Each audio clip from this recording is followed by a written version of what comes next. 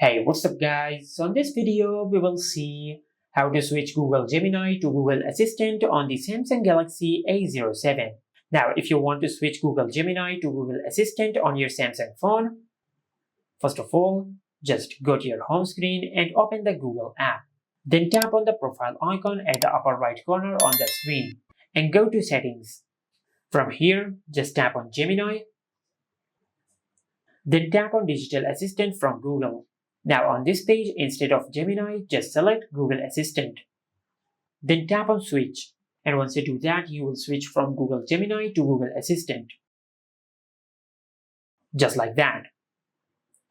Now if you have done that and if this animation did not show on your screen, just reboot your smartphone to fix this glitch. For that, just swipe down from the top right of the screen and open the control center. Then tap on the power icon and select Restart. And this is how you can switch from Google Gemini to Google Assistant on the Samsung Galaxy A07. Make sure to like, comment, and subscribe. Thank you for watching.